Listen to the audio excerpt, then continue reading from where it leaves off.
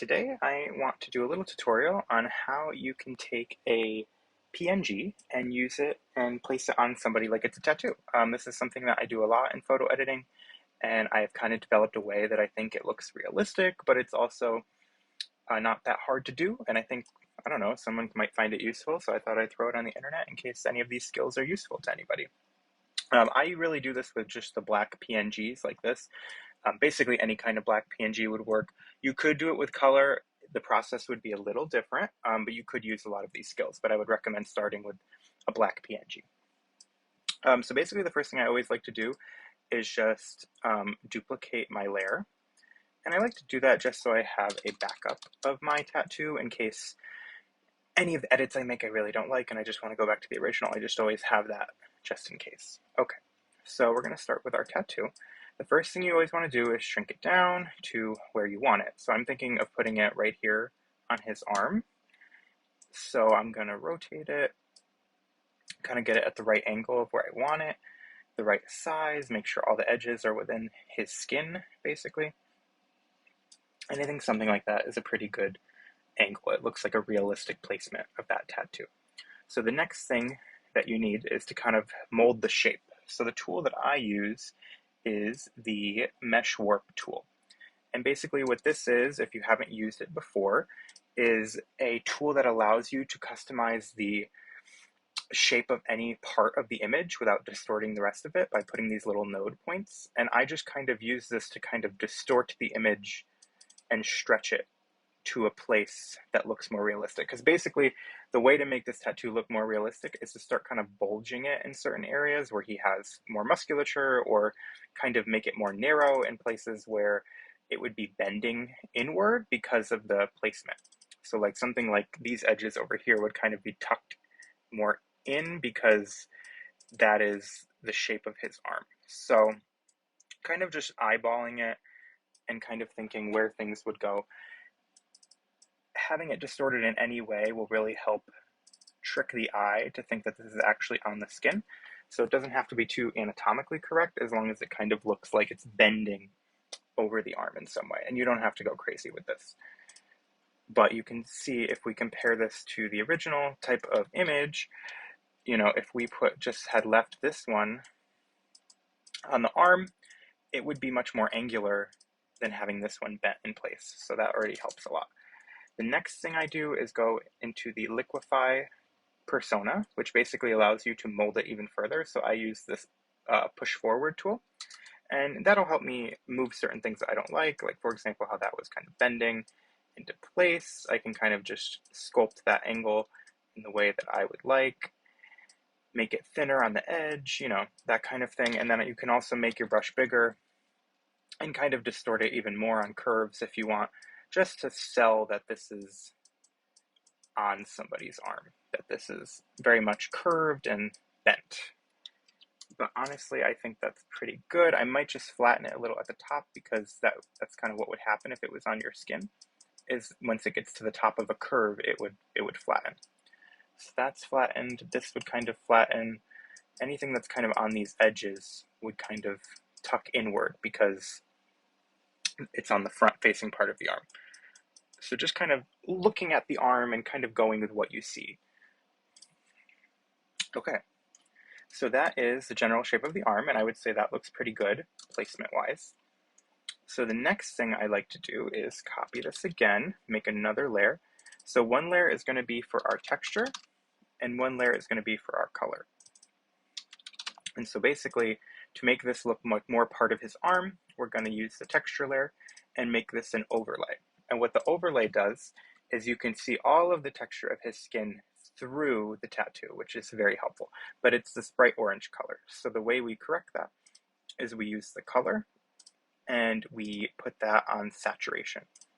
And so what that does is it keeps the texture, but it gives you the color of a tattoo back. And as you can see, that already looks pretty good.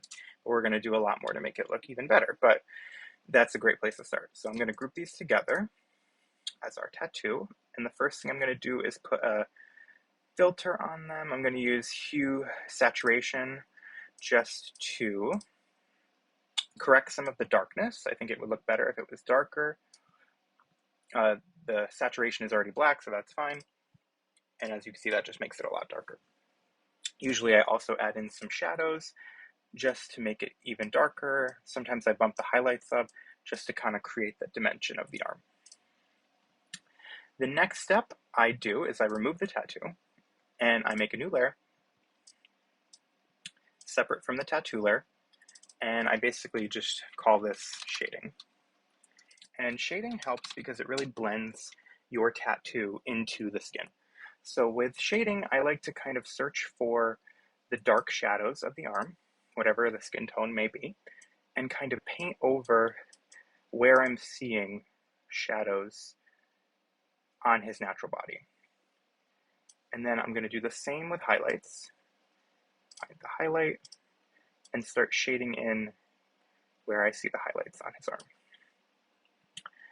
And then I'm just going to erase some of my sloppy work over here. It'll all blend in with the filters anyway. Okay, and then I will add a live filter, probably do a little blur on it, just to kind of make everything seem more natural. And then I basically just lower the opacity down. And so what that does is when I put the tattoo back, you can see now there's this shading over it. And it doesn't have to be extreme. You can kind of erase what you don't need around the edges. But you can see that that adds a lot more blending into the environment of his arm, this whole image. So that's already looking even better. But there's still a few more things that I like to do because I think it can look even more realistic. So what I like to do next is go back to my tattoo layer, specifically to the texture layer, and I pull out my eraser and I lower my opacity of the eraser down to very little, 18, 15%, whatever. And I kind of go where I see the highlights of the arm where we painted them earlier. So kind of like the central section and maybe over here. And I just start clicking and adding some lighter grays to the tattoo. And what that does is kind of give it the dimension of being not just black, but kind of gray based on the highlight. And so sometimes you could kind of overdo it, and then you just kind of go back, undo, blend it in a little.